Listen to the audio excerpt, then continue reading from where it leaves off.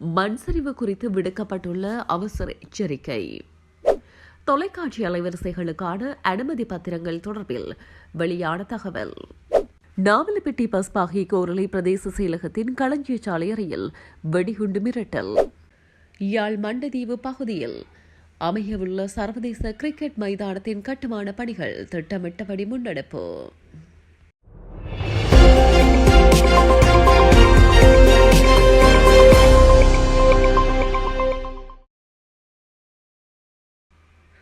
மண் சரிவு குறித்த முன்னெச்சரிக்கைகள் தொடர்பில் விழிப்புடன் இருக்குமாறு தேசிய கட்டட ஆராய்ச்சி நிறுவனம் மக்களிடம் கோரிக்கை விடுத்துள்ளது.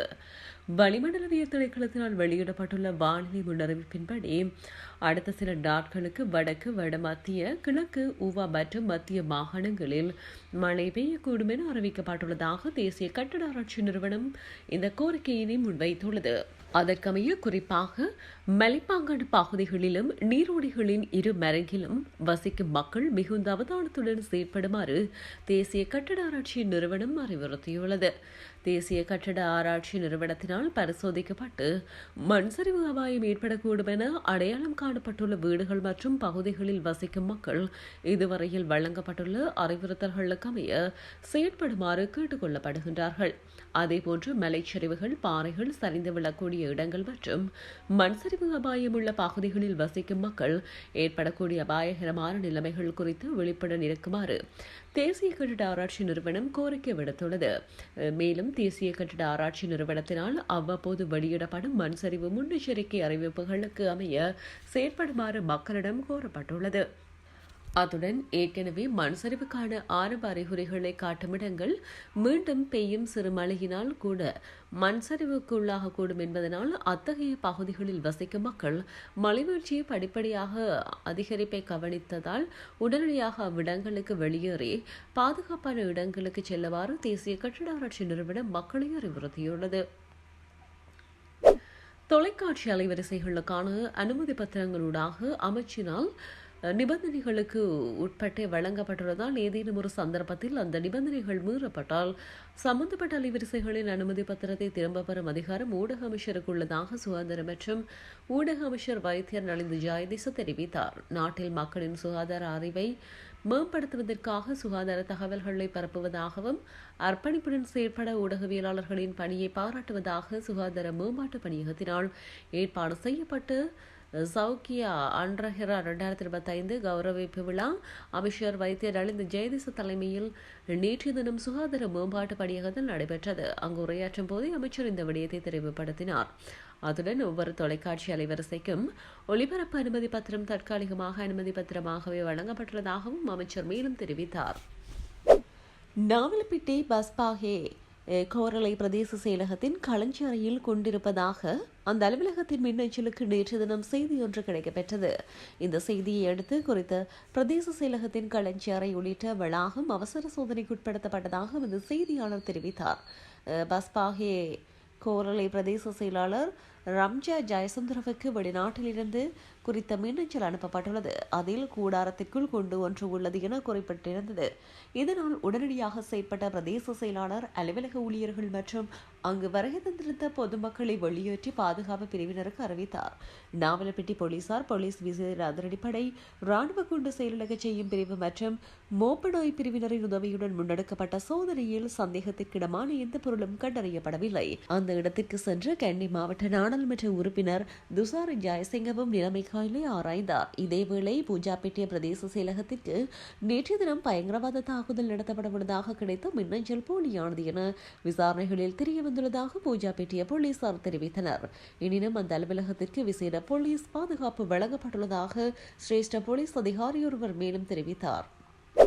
யாழ்ப்பாணம் மண்டதீவு பகுதியில் அமையவுள்ள யாழ்ப்பாணம் சர்வதேச கிரிக்கெட் மைதானத்திற்கு கட்டுமான பணிகள் திட்டமிட்டபடி தற்பொழுது முன்னெடுக்கப்பட்டு வருவதாக ஸ்ரீலங்கா கிரிக்கெட் நிறுவனம் தெரிவித்தது. இது தொடர்பாக ஸ்ரீலங்கா கிரிக்கெட் வெளியிட்டுள்ள அறிக்கையில் சமீபத்தில் நிலவிய டித்வா சூறாவளி காரணமாக கட்டுமான பணிகள் தற்காலிகமாக நிறுத்தப்பட்டிருந்தன. இதன் காரணமாக 2026 ஜனவரி 14 நடைபெறவிருந்த முதலாவது பரீட்சார்த்த போட்டி உட்பட திட்டமிடப்பட்ட வேலை திட்டங்களில் தடங்கள் வழங்கப்பட்டது. தற்போது பணிகள் மீண்டும் ஆரம்பிக்கப்பட்டுள்ள நிலையில் இலங்கை மற்றும் இந்தியா இணைந்து நடாத்தும் 2026 ICC ஆண்களுக்கான 2020 உலகக்கிண்ண தொடர் நிறைவடைந்த பின்னர் குறித்த பரீட்சார்த்த போட்டி நடத்தப்படும் என அறிவிக்கப்பட்டுள்ளது. திட்டமிட்ட காலக்கெடுவுக்குள் மைதானத்தின் கட்டுமான பணிகளை நிறைவு செய்ய முடியும் என ஸ்ரீலங்கா கிரிக்கெட் நம்பிக்கை வெளியிட்டுள்ளது. இந்த சர்வதேச கிரிக்கெட் மைதானமானது 48 ஏக்கர் பரப்பளவில் 10 மத்திய ஆடுகளங்களுடன் அமைக்கப்படவுள்ளதுடன் மைதானத்தின் எல்லை தூரம் 80 மீட்டர் வரை விரிவடையும் வகையில் வடிவமைக்கப்படவுள்ளது. யாழ்ப்பாணத்தில் 138 ஏக்கர் பரப்பளவை கொண்ட ஒரு விளையாட்டு நகரத்தை உருவாக்கும் ஸ்ரீலங்கா கிரிக்கெட்டின் விரிவான திட்டத்தின் ஒரு பகுதியாகவே இந்த மைதானம் நிர்மாணிக்கப்படுகிறது. இலங்கையின் வடமாகாணத்தில் கிரிக்கெட் விளையாட்டை ஊக்குவிப்பதில் இந்த முயற்சி ஒரு முக்கிய மைல்கல்லாக அமையும் என்பதுடன் இது ஸ்ரீலங்கா கிரிக்கெட்டின் தேசிய பாதை வேலை திட்டத்திற்கு வலுச்சேர்க்கும் என எதிர்பார்க்கப்படுவதாக தெரிவிக்கப்படுகிறது. யாழ்ப்பாணத்திலிருந்து குறுக்கிட்டவருடாக நெடுந்தீவுக்கு செல்லும் பயணிகள் படகுகள் இன்று தனியார் படகினை 45,000 ரூபாய் செலுத்தி வாடகைக்கு அமர்த்தி பயணித்துள்ள சம்பவம் நேற்று தினம் மாலை குறுக்கிட்டவாளில் இடம்பெற்றுள்ளது. வருடப்பிறப்பு காலத்தையொட்டி அதிக அளவிலான மக்கள் யாழ்ப்பாணத்திற்கு சென்ற பொருட்களை கொள்வனவில் ஈடுபட்டு வருகின்றனர். பண்டிகை காலத்தில் மேலதிகமான பயணிகள் படகு சேவையினை முன்னெடுக்க வேண்டும் என பயணிகள் கோரிக்கை விடுத்துள்ளனர்.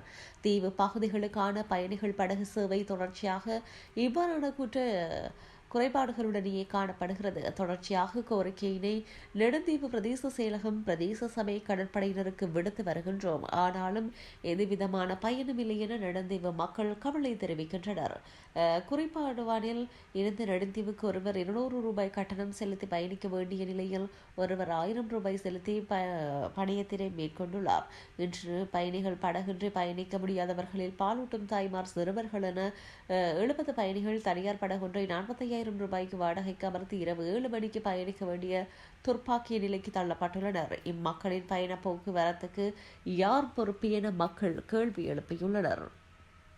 மாஞ்சோலி வைத்தியசாலைக்கு பிள்ளைகளை கொண்டு வர பயமாக உள்ளது. சிகிச்சைக்காக சென்ற இளைஞன் பாதிக்கப்பட்டுள்ளதாக அவரது சகோதரி கண்ணீர் மல்க தெரிவித்திருந்தார்.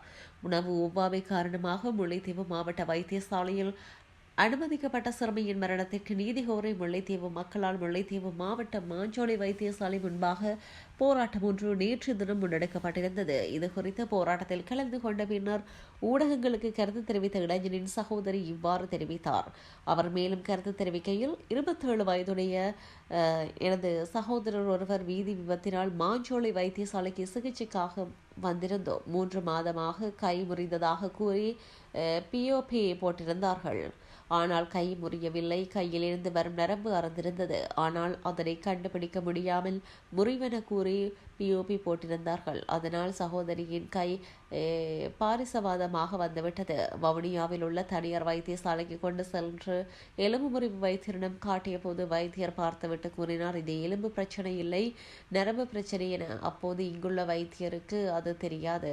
தற்போது தம்பி வலது கையினால் சாப்பிட முடியாமல் ஒரு வாழ்க்கை இல்லாமல் இருக்கின்றார். திரும்ப நரம்பு வைத்தியரிடம் கொண்டு சென்று காட்டிய போது நாங்கள் கொண்டு வர தாமதமாகிவிட்டதென, களத்தில் இருந்து முழங்கை வரை நரம்பு அழுகிவிட்டதென குறிப்பிட்டுள்ளார். அதனால் நாங்கள் ஆர்ப்பாட்டம் செய்ய முயன்ற போது வைத்தியசாலையில் நிர்வாகம் கூப்பிட்டு கதைத்தது. ஆர்ப்பாட்டம் செய்ய வேண்டாம் என, இந்த பிள்ளையின் நீதி கிடைக்க வேண்டும் என கேட்பது போல் எனது தம்பிக்கு நீதி கேட்டே வந்திருந்தேன். எனக்கும் பிள்ளைகள் இருக்கின்றார்கள். இங்கே மாஞ்சோலி வைத்தியசாலைக்கு பிள்ளைகளை கொண்டு வரவே பயமாக இருக்கிறது எனவும் தெரிவித்தார். ஆட்பதிவு திணைக்களத்தில் புதிதாக அறிமுகப்படுத்தப்பட்ட டிஜிட்டல் கட்டமைப்பில் நேற்று தினம் ஏற்பட்ட தொடர்ச்சியான தொழில்நுட்ப கோளாறுகள் காரணமாக தேசிய அடையாள அட்டைகளை பெற்றுக்கொள்ள வந்த பொதுமக்கள் பெரும் சிரமத்துக்குள்ளாகியுள்ளனர். இதன் காரணமாக விண்ணப்பதாரர்கள் இன்று மீண்டும் வருகை தருமாறு அறிவுறுத்தப்பட்டுள்ளனர். விண்ணப்பதாரர்களின் தகவலின்படி நேற்று தினம் மதியம் 1 மணியளவில் முதல் முறையாக செயலிழந்த கட்டமைப்பு பின்னர் பிற்பகல் 2:30 மணிக்கு மாலை 4 மணிக்கும் மீண்டும் செயலிழந்தது. இதனால் நேற்றைய தினம் பிற்பகல் முழுவதும் திணைக்களத்தின் சேவைகள் முற்றாக தடைப்பட்டன. இந்த தொழில்நுட்ப கோளாற்றை தொடர்ந்து கட்டமைப்பு சீராக்கும் வரை காத்திருக்குமாறு அல்லது இன்று மீண்டும் வருகை தந்து விண்ணப்ப பணிகளை பூர்த்தி செய்யுமாறு திணைக்களம் விண்ணப்பதாரர்களிடம் கேட்டுக் கொண்டுள்ளது. மண் சரிவு குறித்து விடுக்கப்பட்டுள்ள அவசர எச்சரிக்கை. தொலைக்காட்சி அலைவரிசைகளுக்கான அனுமதி பத்திரங்கள் தொடர்பில் வெளியான தகவல். நாவலப்பிட்டி பஸ்பாகி கோரளை பிரதேச செயலகத்தின் களஞ்சிய சாலை அறையில் வெடிகுண்டு மிரட்டல். யாழ் மண்டதீவு பகுதியில் அமையவுள்ள சர்வதேச கிரிக்கெட் மைதானத்தின் கட்டுமான பணிகள் திட்டமிட்டபடி முன்னெடுப்பு.